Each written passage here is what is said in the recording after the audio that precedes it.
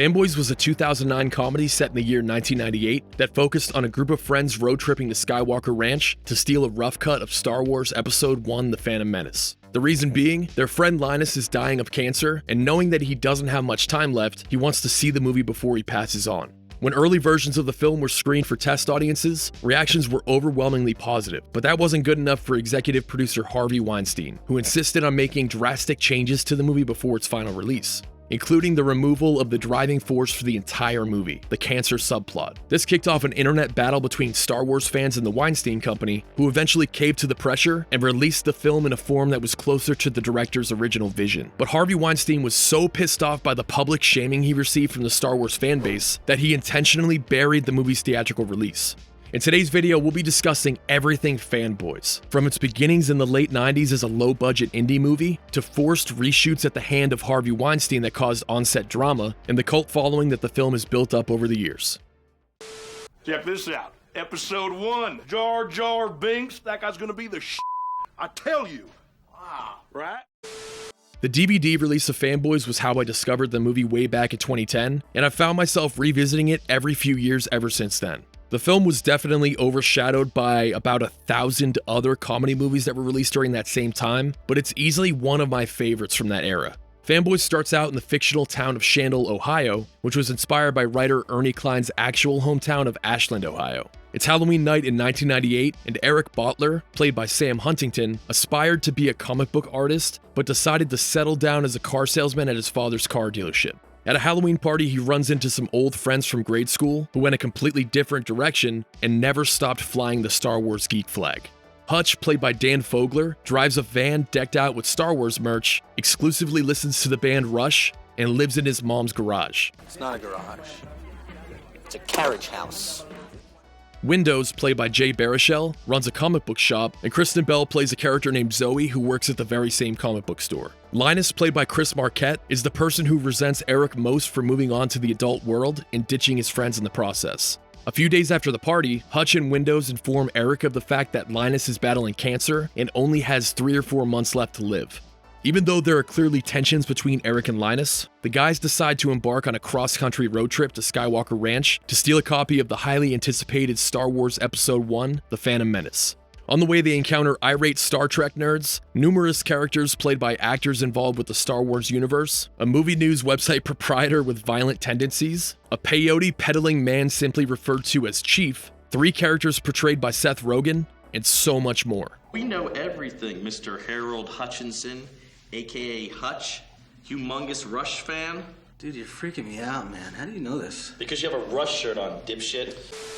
On the surface, Fanboys was just a goofy late 2000s comedy with a Star Wars-centric plot, but the road to its release was filled with lots of drama and even more roadblocks. The story begins in 1997, when Ernest Cline began writing the first version of the film's screenplay. Nowadays, Ernest Cline's name is pretty recognizable because of his novel-turned-multi-million-dollar blockbuster, Ready Player One. But in 1997, he was working in tech support, and in his spare time, he was consuming every bit of information regarding the upcoming release of Star Wars: The Phantom Menace. Sadly, around that same time, Cline's mother passed away from non-Hodgkin's lymphoma. And so Ernie thought to himself, what if I got sick and was unable to see this movie that I'd waited and wanted to see for so long? And so the first of many screenplays for what would become Fanboys was written in 1997. Ernie intended on shooting the movie before Episode 1 was released because he felt like no one would really care about it after the buzz around the movie died down. Intent on making the movie himself, Ernie borrowed a digital video camera, saved up 20 grand, and bought a nearly broken down van for $800. He painted the Rebel Alliance symbol on the side of the van and shot some very crude versions of the scenes that were eventually recreated nearly a decade later in the theatrical release of Fanboys. As much as I would love to show that footage in this video, it's never seen the light of day. But around that same time, Cline shared his Fanboys script with Harry Knowles at Ain't It Cool News, who gave the project a massive amount of exposure when he dedicated multiple write-ups to it on his website. And that was mostly because Ernie wrote a part for him in the movie where he would appear as himself. Those articles caught the attention of a young producer named Matt Perniciaro, who in 2001 purchased the rights to the Fanboys script from Ernest Cline for a total of $500. The next year, Ain't It Cool published its 4th article surrounding Fanboys, announcing that production was set to begin later that year, and the movie would be directed by Matthew Cole Weiss. If that name sounds familiar to you, it's because Matthew co-hosted the now defunct podcast called Allegedly, alongside comedian Theo Vaughn. But after this announcement was made, things went pretty much radio silent. Production never began, news about Fanboys kind of died down for a couple years, and Matthew Cole Weiss was no longer attached as the film's director. But in 2003, Matt Perniciaro was introduced to Kyle Newman through mutual friend Daniel Spink, who later showed up in Fanboys as a six-fingered security guard within a deleted scene. Kyle was, according to Ernest Cline, an even bigger Star Wars fan than him. And it turns out that a few years earlier in 1999, Kyle read the first article surrounding Fanboys on Ain't It Cool News. When he saw the article, he said to himself, "That sounds like a movie I would like to see." So when he found out that Matt had the rights to the script, he said to him, "I have to direct this film." With Kyle Newman locked down to direct the movie, the script for Fanboys, which Cline himself had already reworked at least a dozen times, began receiving rewrites. How many, I'm not sure, but from what I can tell, this script was revised dozens of times. Initially by Dan Pulick, and eventually by Adam Goldberg. Sorry, wrong guy. Adam F. Goldberg. Adam is another individual whose name didn't carry a lot of weight in the mid-2000s, but he's now known as the creator and showrunner of the Goldbergs, which recently concluded after 10 seasons. Anyway, amidst all of this, another one of the producers on Fanboys, Evan Ostrowski, was hired as vice president of production at the Kevin Spacey-owned Trigger Street Productions. When he was hired, Trigger Street took over his portion of ownership on any projects he was involved with prior to joining the company, and Fanboys just so happened to be one of those projects. When Trigger Street co-founder Dana Brunetti laid eyes on the script for Fanboys in 2005, he said, "How has this not been made?"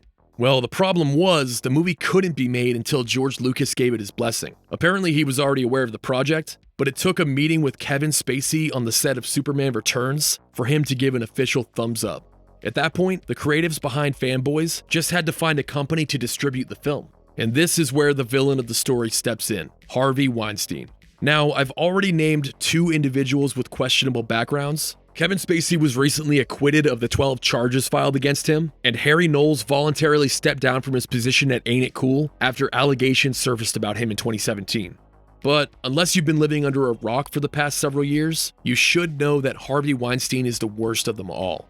The Weinstein Company purchased the distribution rights to Fanboys, and production officially began in early 2006.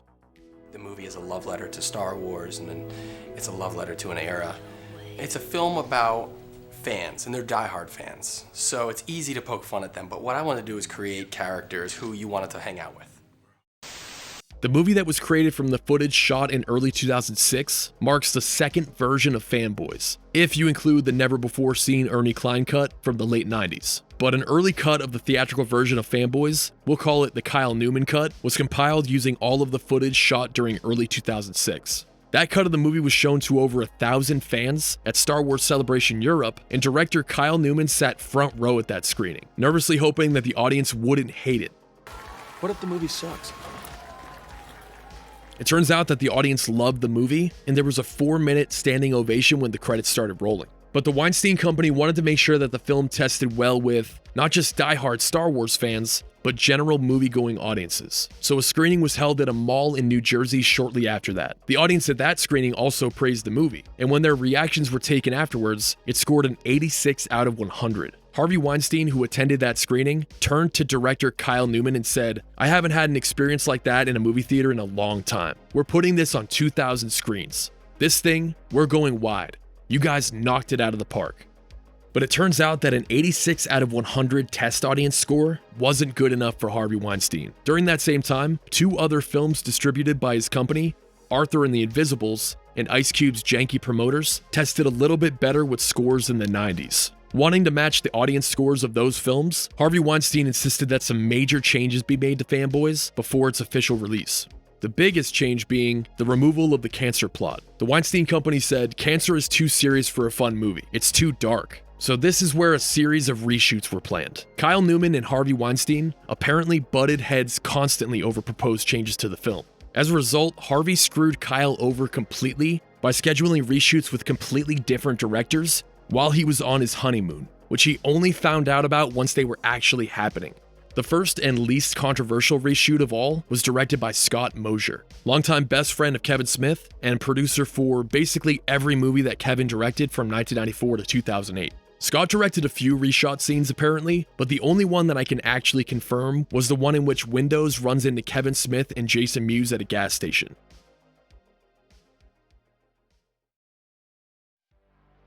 But the on-set drama began when Steve Brill was brought in to direct some reshoots. I literally just talked about Steve in my Heavyweights episode, so I do admire some of his work, but man did the cast of Fanboys have some hilarious stories to share about this guy. He apparently strolled up to the set with a mindset of like, hey everyone, I'm here to save your movie.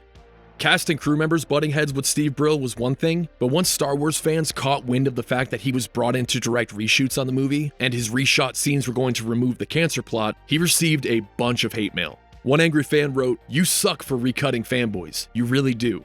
To which Steve replied, "You suck for emailing me your bullshit whining. You were gonna like Fanboys better because of me, and then you can kiss my ass." It's hilarious that this email exchange and other ones like it happened in the first place, but the fact that they were publicized only made things worse. Around that same time, a campaign called Stop Darth Weinstein was hell-bent on pressuring the Weinstein Company into releasing the original unaltered cut of Fanboys. Not only were they photoshopping Harvey's face onto Jabba the Hutt and Emperor Palpatine, a tradition that I upheld with the thumbnail for this video, but they were also calling for boycotts of other films released by the Weinstein Company. The most highly publicized boycott was held for Superhero Movie, in which supporters of Fanboys were encouraged to skip out on seeing the film. And whether or not this boycott actually did anything is up in the air. Superhero Movie doubled its budget at the box office, so it was at least slightly profitable. But the thing that really caught the attention of the Weinsteins were the massive amount of emails being sent to the company and its employees. It was reported that over 300,000 emails from angry Star Wars fans were sent to various individuals at the company. And it turns out that the reshot version of Fanboys that removed the cancer plot wasn't surpassing the test audience scores given to the original version. So Harvey Weinstein gave up and said something along the lines of, "Fuck it, the nerds win."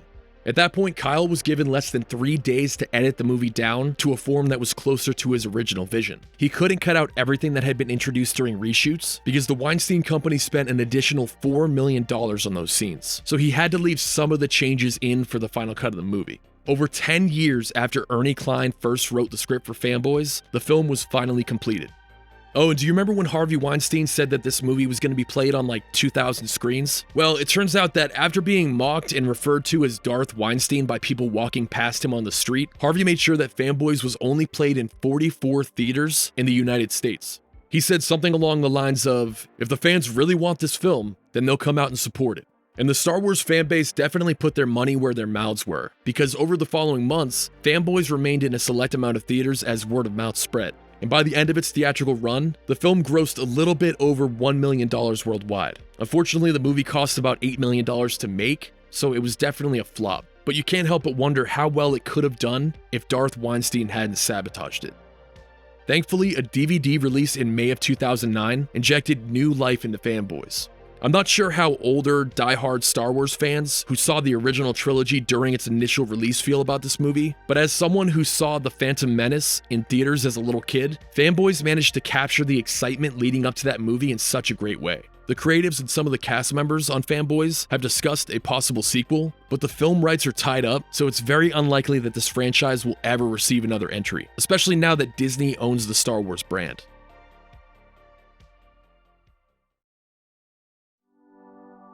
But that'll do it for today's episode. Let me know what you thought of Fanboys or if you intend on checking it out after seeing this video. As always, thank you for watching and I'll see you on the next one.